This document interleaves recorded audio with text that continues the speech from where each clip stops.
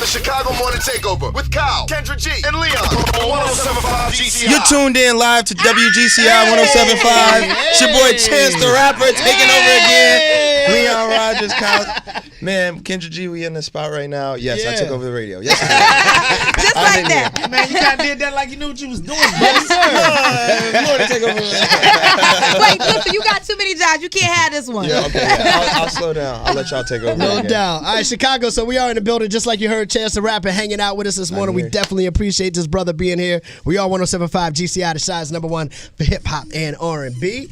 And it's very important that you're here today, man, because you just did your thing last night. Today's election day. Yes, sir. And we know you're very, very much into social awareness. Yes, sir. And keeping people in tune with what's going on in the world around them, other than just music. Yeah, of course, always. I come from a background of community leaders and community organizers, and yesterday was just a testament to how powerful we are as a youth, and how powerful we are collectively when we gather and show what democracy looks like.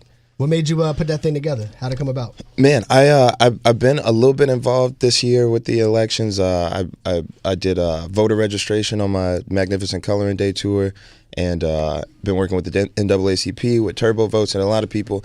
And the registration part is important, but the most important thing I think is voting. So I wanted to get a bunch of people out for early vote, and I wanted to feel like I had something to contribute to it. So we threw free concert yesterday, parade to the polls. Over 6,000 people showed up, and at the end of the concert, we all marched straight through downtown, through the streets to the polls, and got a bunch more votes in early. And I was one of the 6,000 people, so a couple of things I want to talk about. First, your power in the city, just what's going on with you right now is amazing, because first supposed to be at the Virgin Hotel. Yeah. You changed it at the last minute, which literally yesterday, hours before it happened, but people still knew. It goes to show you how powerful social media is. And then we went right there to Grant Park, and I loved how you said, listen, we got the sidewalks. I ain't pay the money for the streets. That was the whole thing. That's why we had to move from the Virgin. We ain't had the right permits. Black people can't get none. Man, I promise you, I thought we had it together. I look up the morning of, they're like, hey, we don't got the right permits to be trying to have no parades today. I was like, all right, well, let's move it to Grant Park. We got it all together thanks to Social Works, which is my new nonprofit. I'm working with great people, Essence Smith, Justin Cunningham, people from Black Youth Project 100 came and helped out, Turbo Vote, Chicago Votes. A lot of people came together and made the event yesterday happen. So thank you to all of them. You're around this a lot. You're around the whole political process and things go. How do you feel about this election? How does Chance the Rapper feel about the two candidates? Because I said, to me, I feel like this election is more about who you dislike the least instead of who you like. That's definitely the theme of the election and how it's being pushed. I've said, you know what I'm saying, when I did my event yesterday, it was through my nonprofit, which is it was a nonpartisan event, so we weren't pushing any specific candidate or any specific agendas. We just wanted people to vote. I've said out loud, me as an individual, as Chancellor Bennett, I'm voting for Hillary Clinton. I have no time for games. This Trump thing, I don't believe in it. I don't trust it. I don't see it coming into fruition. We'll see at the end of the day today how it goes. But man, this is an election to me about morality and about the direction of the country in terms of acceptance and tolerance and having a voice. Because I ain't never seen Donald Trump once speak on the systemic racism in America or the constant murders by police of American citizens. So he spoke on that. Period. He said he wants more police. Yeah, he wants more police. Law and order and all that stuff. Yeah. I don't trust him. I don't like him. Right. Yeah. No doubt. We got Chance in the building. So today is definitely an important day, but this has been a real big year for you. Yeah. This has been 2016 has been one of the years that I feel like your career has gone to a whole nother level. So I know there might be a possibility of you being nominated for a Grammy. When will we find out that information? We're all going to find out on the same day, December 3rd. I've been talking about it. I think I might throw a party, just a cool Chicago party on nomination day. If, I'm not saying I will for sure get nominated, but if I do, it's a big deal. Yeah, because the only thing is because if you get nominated, you'll be the first to be nominated with no label. Yeah.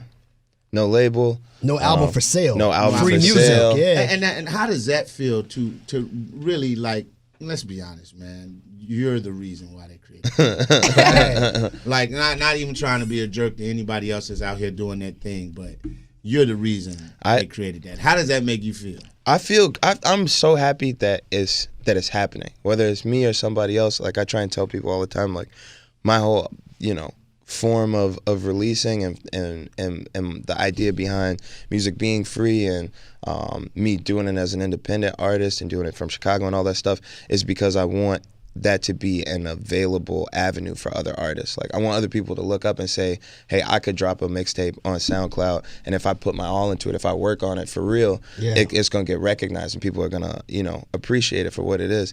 And the fact that this year is the first year that the Grammys is accepting streaming only albums and counting streams as a form of musical excellence and grading albums based off of sheerly musical excellence and not about who released it, how big the project was, and stuff like that. Right. Exactly. Right. So iTunes joints are available now, and starting next year, a SoundCloud album will be eligible for Grammy nominations. So I've been trying to ask you about Magnificent Coloring Day. It was a huge festival event. It was incredible to be there and see the whole stadium rocking on something that you created and put together, man. Congratulations on that. No, thank you so much. That was a huge team effort. I want to thank everybody, my whole team, the producers of the show, the set designers, all the people that put together the stage.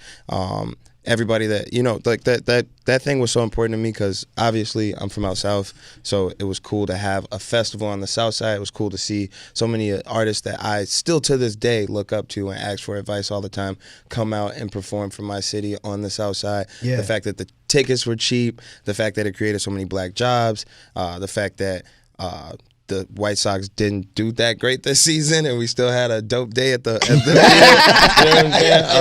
it was really important to me. 48,000 people. We broke the attendance record there. Crazy. You know what I'm saying? It was beautiful day. Because it did sell out, right? Yeah. The biggest compliment I think that was given to you, my man Dion Cole. He said, Leon, we live in the morning. We've done comedy shows, some up everywhere. He said, man, when I walked out on that stage in Comiskey Park, I'm sorry, it's just gonna always be that to me. He said it was overwhelming, and he was like, this little MF.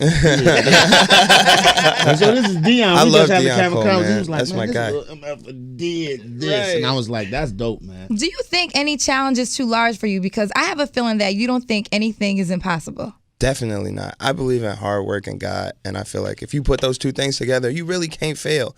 It's a lot of. I was talking to one of my homies the other day, and he was asking me like, does it get overwhelming? Do you feel confused sometimes? You look around and say, how did this all happen? And I said, no. When you're in a position and you somewhere and you like, oh my God, it's so many women and so many drinks, and I don't understand how this happened to me. Then you're somewhere that you're not supposed to be. If it doesn't make sense to you, if it doesn't add up, you know what I'm saying. But you could get there. No, you could still get to that same room with women and drinks and money and everything. You know what I'm saying? But some people earn it. Some people get there through hard work and God, and you step by step plan it out and you execute on every level, and you look around and you say, this makes perfect sense. I put in all the work. Yeah, I want to know how daddy life is going. It's thank you for asking about it. It's amazing. It's like I always say, it's the best thing that's ever happened to me. She's walking and she says Dada. She calls everything Dada though. I thought it was like my thing, but it's just like it's still there's something on the other side. She's Dada. Oh, you thought you were special. I thought I was Dada, but Dada is like ball, bottle, mom, anything is Dada now. But no, it's beautiful. I love it so much, and I just finished the Magnificent Coloring World Tour. Finally put that at rest, and I've been back home for a little while. I spent all last week with them, and I get to spend the rest of this week with them, and then I'm off to Europe next week. Yeah. Woo! How's the love in other cities when you do your tour? Man, it was overwhelming, honestly. Like, this was the craziest tour that we did. This was my first, and I'm proud to say it, my first completely sold out tour, top to bottom. Nice. Rooms as big as 10,000 people in off markets and large markets, and everybody that comes out had a great time. I know y'all saw at MCD. I had the puppets and stuff. So that was my Magnificent Coloring World tour that I wrote with a guy named Francis Starlight, where we came up with this, a real narrative for the show. It was my first time doing like a story, And with that being said, man, I know you just don't you focus on music right now, but you are very intelligent Thanks, career-minded dude, man. I know you a long time. Yeah. When we gonna get the Chance kids show, man, on TV? I'm like envisioning this Chance. You know, I just want to be a voice on the show, man. One of the characters. You could definitely be a voice on the show. No questions. Like an old, like dirty cat that live in the alley. Like, what are you kids doing? Name Dirty Cat. Dirty cat. Oh, What Dirty are you Cat. kids doing? That's funny, yo. Oh, stop. Yeah, when we gonna see something like that? I can't. I really want to do something like that. That's been my dream for a long time. The thing that inspired this was last year I had my team. I always pitch ideas to people, you know, hit up companies and say, hey, I want to do a commercial for you. I want to write this for you. Yeah, exactly. And I hit people up with pitches and ideas, and I had my people hit up Sesame Street and say, hey, Chance wants to be on Sesame Street. You find it hard to believe, but Sesame Street doesn't just let anybody come on. Word. Exclusive. Yeah, they were like, no. Wait, the acid rap guy? No, thank you. But that was what inspired me They to had do a the pimp on there. I'm saying the count. No. The guy who Oscar, the black guy, he was Willie Dynamite back in the day, man. Oh, from the blaxploitation films? Yeah. Yeah, but the people know that though. People didn't know that though. Yeah, well, I just put him on blast. He was Willie Dynamite. He had hoes. Now he on Sesame Street, running from the law. I want to talk about your relationship with God because you're very open about that on the Coloring Book, and you know, I mean, I'm proud of you on so many levels, but I think I'm mostly proud that you're not ashamed to talk about that relationship. So I want to know, when did you realize there was a higher power in charge of your life? I think from childhood, I'm lucky enough to have women like my grandmother in my life, like my mom and my father in my life, where, you know, I was taught to, like, I was raised in the church. My great grandmother started our first church camp at my school in the early 70s called Kids of the Kingdom, and she ran a very cheap daycare out of there and summer program, and my whole family worked there. I've worked there, and I think it was more so than like realizing that God was there and I needed him in my life. I kind of just remembered that I needed him there. I think I kind of forgot for a second, and so now I'm straight, you know, and ever since then, things have been going pretty good. I can't your stunt. testimony. How would you say, has your relationship changed with some people since you've garnered success? Oh, definitely. For the better or for the worse? Definitely. Have you had some people that you're close to that now you kind of like they're distant or whatever for whatever reason? Definitely. How do you deal with that?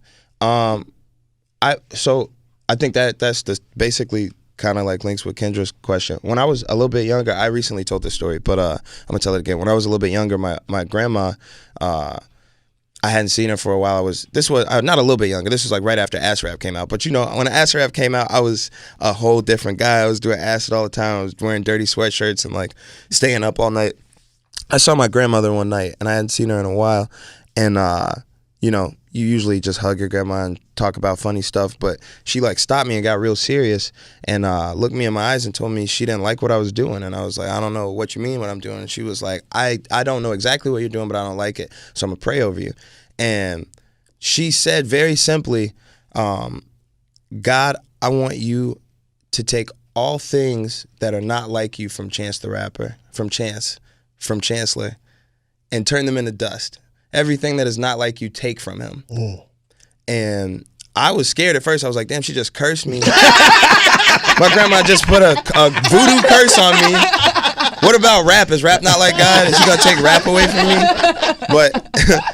But in all honesty, that's what my life is today. Is all things that are not like God are so far away from me. And anything that I try and do that is not like him, he immediately it fails. Nice. It crumbles. And Nice. so everything that's happened so far that's been a success, I give glory to God for. Well, look, thank you for coming by today. That's a perfect note to end on. We appreciate everything that you're doing. Continued success to you, man, and everybody, man. Support Chance and get out there and definitely vote today, man. Can I say I love y'all so much before I get off the air? Absolutely. We love you back. Love you, Kyle. Love you, Kendra. Leon, you've been my guy since day one. Thank you for always having me up here, man. And GCI, it's a dynasty. The Chicago Morning Takeover with Kyle, Kendra G, and Leon on 107.5 GCI.